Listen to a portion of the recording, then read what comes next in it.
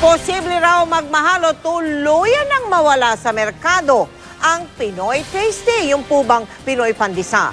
Yan ang babala ng grupo ng mga panadero sakaling tumaas ang buwis sa Turkish flour na mas mura raw kaysa sa ibang harina. Ang ordinaryong pandesal naman pwede raw umabot ng 3 piso at 50 sentimo kada piraso. Mula sa Maynila nakatutuklay si Julius Segovia. Julius! Mel, kung matutuloy ang petisyong itaas ang taripa sa inaangkat na Turkish flour, nagbanta nga ang grupo ng mga panadero na posibleng mawala na raw sa merkado ang murang halaga nga na Pinoy Pandesal at Pinoy Tasty. Mga panadero ang naglabas ng Pinoy Pandesal at Pinoy Tasty para may mas abot kayang alternatibo ang masang Pilipino. 37 pesos ang kada loaf ng Pinoy Tasty, 22 pesos naman ang kada pack ng 10 pirasong Pinoy Pandesal. Mas mura kumpara sa mga branded na tinapay, kaya ito ang tinatangkilik ni Aling Ofel. Sulit naman talaga ang lasa. Okay siya.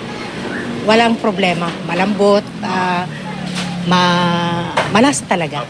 Pero ang Pinoy Tasty at Pinoy Pandesal, posible na raw mawala sa mga panaderya. I think if ever, it won't be a very happy Christmas.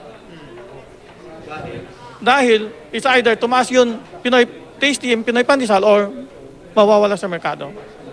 Huminto na kasi sa pag-aangkat ng Turkish flour ang mga importer. Kasunod ng petisyon ng mga local flour miller na itaas ang kasalukuyang 7% taripang ipinapataw sa harinang galing Turkey. Dahil mas mura ng halos 200 piso kada sako kumpara sa lokal na harina. Turkish flour daw ang tinatangkilik ng maraming panadero. Wala na po magagamit ng Turkish flour eh. Paano makabenta na itatapat doon sa presyo na binibenta namin? Yun lang amin pananaw talaga, nahihirapan. Kaya ayon sa Filipino-Chinese Bakery Association, posibleng pumalo sa 350 ang kada isang piraso ng pandesal kapag natuloy ang pagpapataw ng taripa sa Turkish flour. Pero sabi naman ng samahan ng mga local flour miller, kaya nilang tugunan ang pangangailangan ng mga panadero.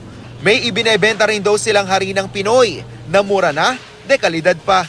It only costs 750 pesos per bag. Tama-tama lang yun, kapresyo yun ng Turkish flour. Meron din kaming soft flour that cost about 600 pesos na katapat din yun ng soft flour or mas mura pa nga sa soft flour from Turkey. So there is enough materials in the country. Ayon sa Department of Trade and Industry, walang dahilan para itigil ang pag-aangkat ng harinang mula sa Turkey.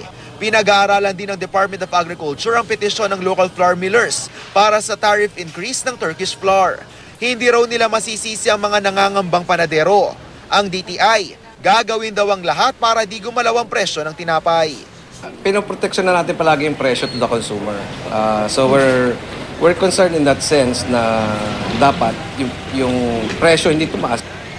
Mel, sa susunod na linggo ay pupulungin ulit ng DTI ang samahan nga ng mga flour miller pati ng mga baker para muling pag-usapan ng isyong ito. Yan muna ang latest mula pa rin sa Maynila. Balik sa iyo, Mel. Maraming salamat sa iyo, Julius Segovia.